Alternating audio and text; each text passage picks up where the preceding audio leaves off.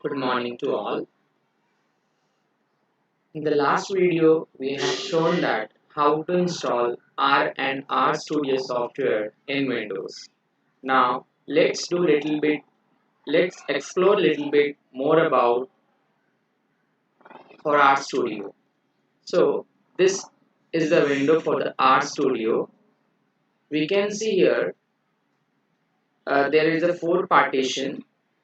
First one will be this, other one will be this, left bottom and right bottom.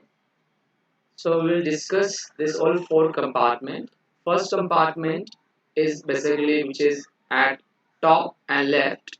This compartment is basically for writing or editor. This is also known as writing a program or editor window. Bottom there is a console window. This console window will gives whatever we write in the uh, editor window, same thing will be executed in console window. So this is the two difference between in console window we cannot able to edit anything, but in the editor window we can try to edit, we can try to delete, and everything can be done in the editor window. Now there is a right top, there is a global environment, or we can say there is a history, connection, everything will be there. In this environment, basically whatever variables we will assume here, that variables will be stored in the global environment. And in the uh, bottom left, bottom right, there are different tab: file, plot, packages, help, viewer. So whatever, suppose you want, if I'm trying to do certain graphical tools, so I can able to see in the plots. So in the plots, if I want to install any packages, I can able to see all packages are there inside the. So this is also tools very important. Same thing, we have a help, we have a viewer, and everything. So I will going to see whether discuss few things which is quite useful. There is a tab. Other menus I'm not going to discuss because it is all similar to your Word only. So this is all you can able to see, and those options are remain same. There's a new tab. One can see here R script. So this is also known as script window. We are going to supposed to write a program. So here I have already written few syntax. So let me execute the first syntax where get wd open bracket close bracket. This is basically shows how many directories are working currently. So how to run this? There is an option called run.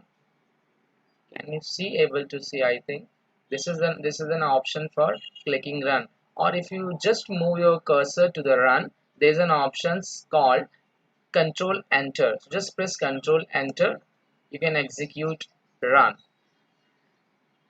That means currently you are working.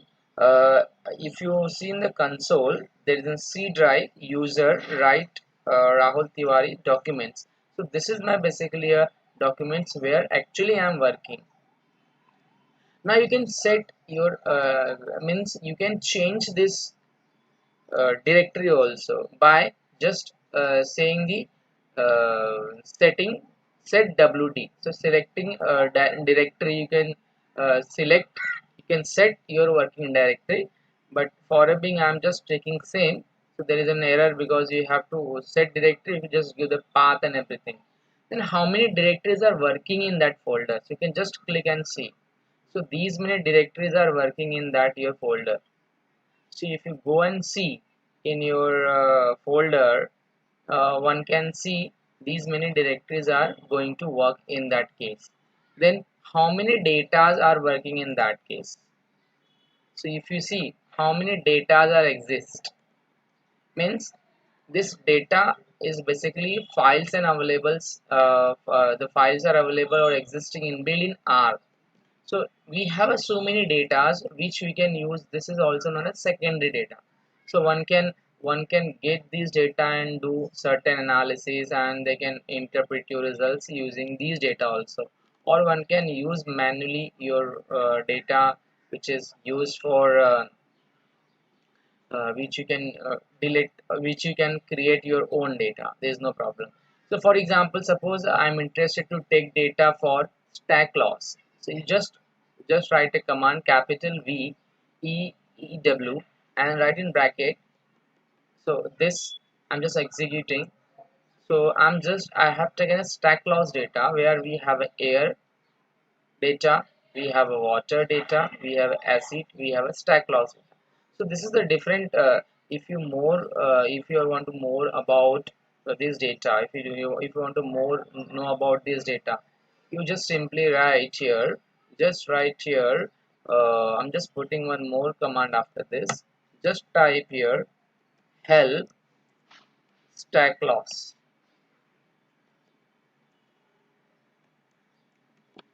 So if you just type here help stack loss, you can see there is a lot of things will be here given the description about the stack loss data. I'm just trying to adjusting this bottom.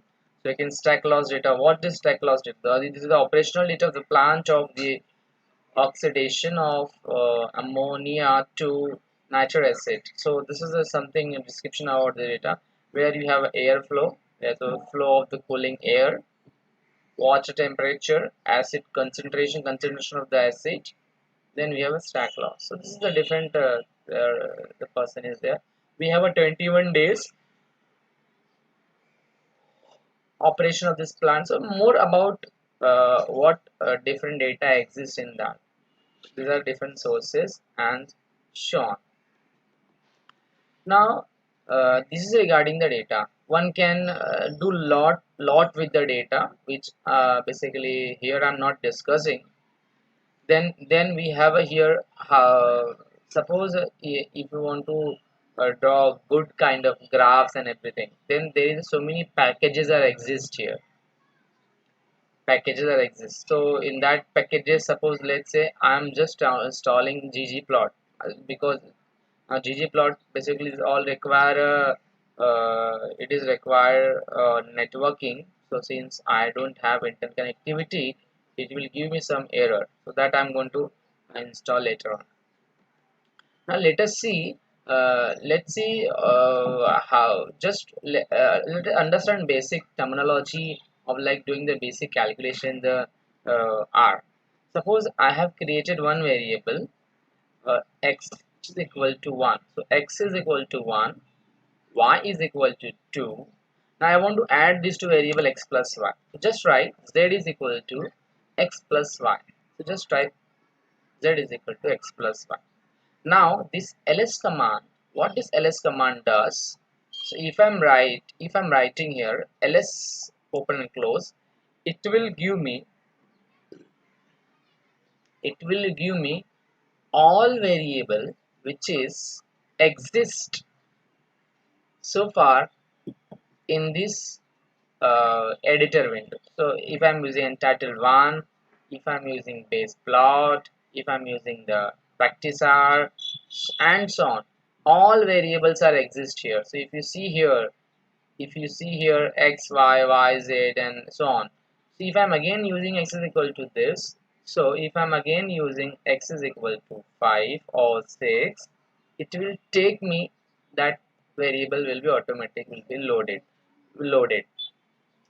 Suppose you want to remove that x. So there is a program for rm of x. Just write rmx for x. So one can see here. So if I'm writing here now x is equal to run it. See, there is no object x is found because here I have removed the variable x. You can save this history. You can find examples. Suppose you wanted to know more about the how to compute mean in R. So it's very simple. You just write here example mean. So if you type just example mean, I'll just zoom this window. I'll just zoom this window. Uh,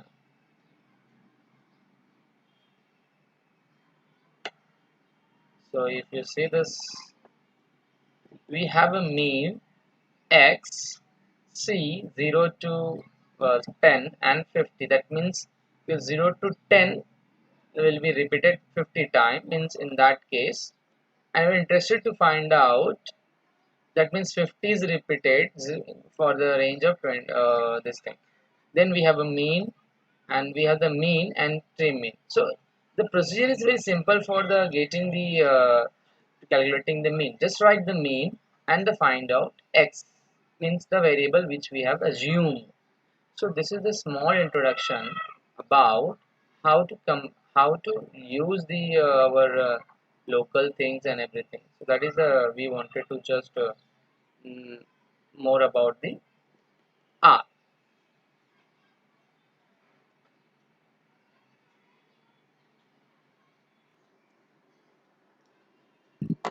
Let us see a little bit how to perform calculation on matrices.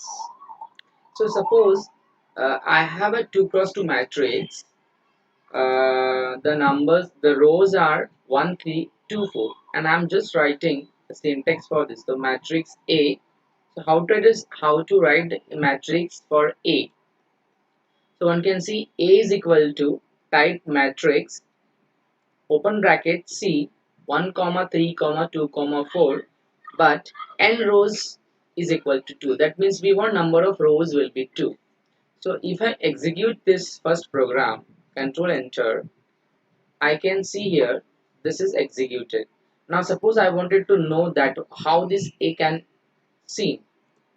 So can you see here 2 4 and 1 2 and 3 4, means I have a two, there's two number of rows, and one can go for column also. So if I'm using column, then it will be display by column. Suppose I wanted to write for column wise.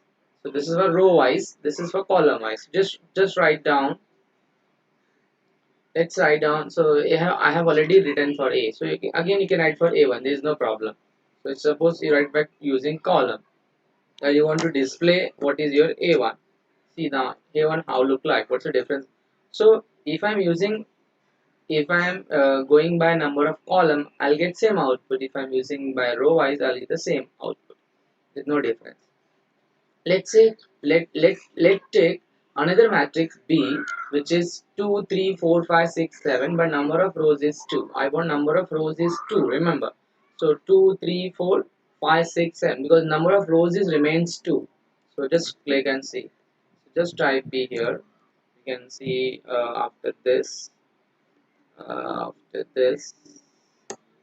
I have a B. Just see 2 3 4 2 4.